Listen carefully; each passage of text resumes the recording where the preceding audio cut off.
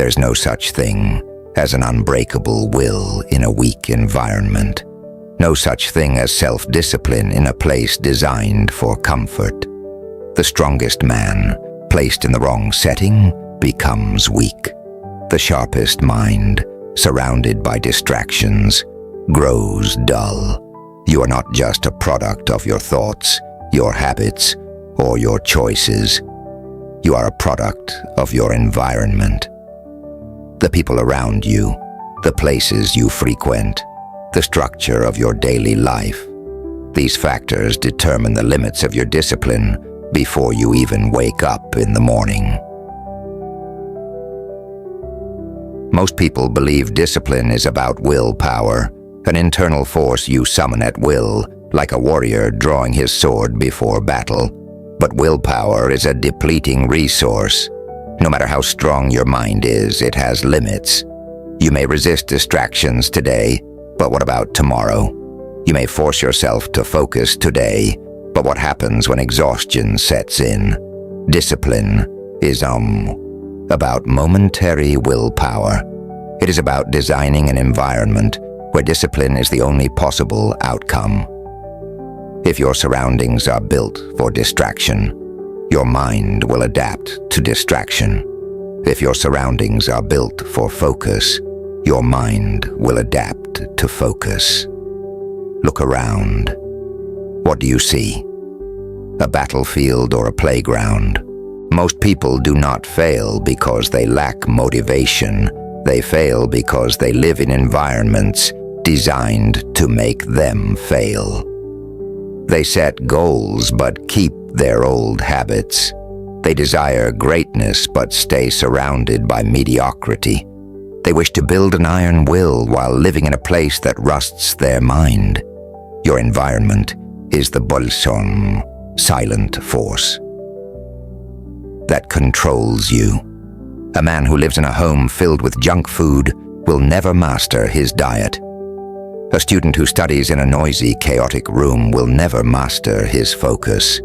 A person who keeps their phone within arm's reach will never master deep work. A man who surrounds himself with weak-minded people will never become mentally strong. Neuroscience proves it. Your brain rewires itself based on the environment it is exposed to.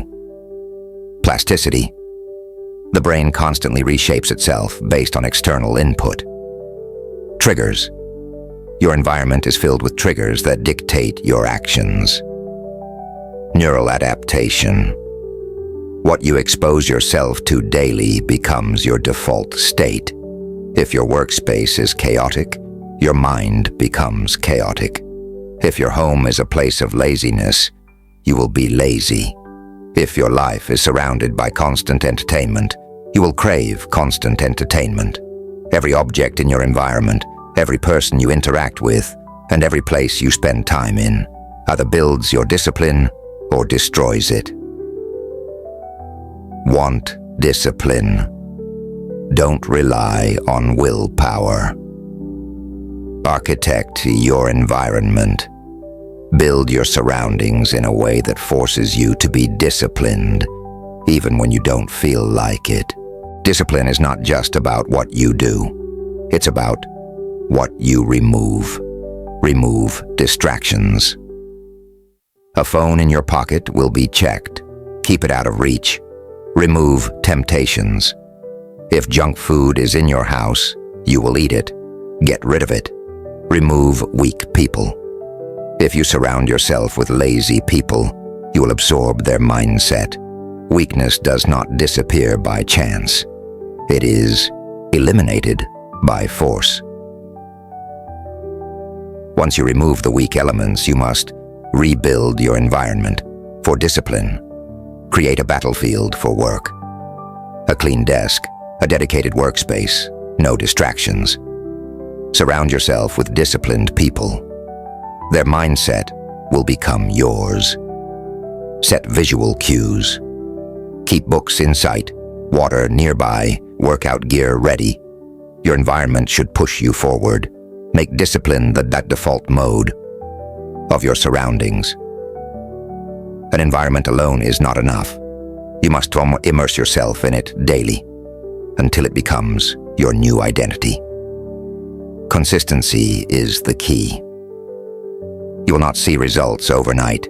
Stay in the environment long enough, and it will reshape you. Do not negotiate. If your environment is strict, do not let comfort creep back in. Make it permanent. Your environment should not be something you try. It should become the new normal. The world rewards those who take control of their environment. The Spartan warriors did not train in comfort. They lived in an environment that made weakness impossible.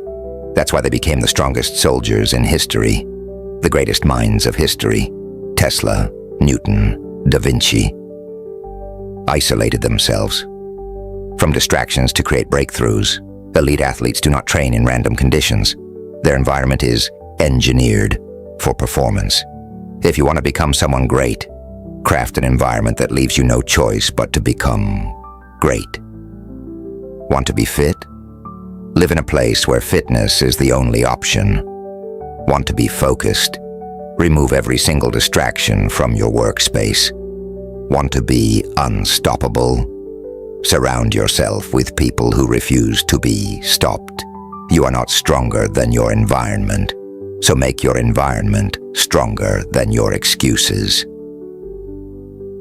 There are only two choices: control your environment or be controlled by it. If you live in a place built for failure, you will fail. If you live in a place built for mediocrity, you will be mediocre. If you live in a place built for discipline, you will be disciplined. You are not fighting against laziness, distractions, or bad habits. You are fighting against the memory structure of the world around you. Break free. Take control. Build an environment that forces greatness out of you, and greatness will become inevitable. Change your environment. Change your life.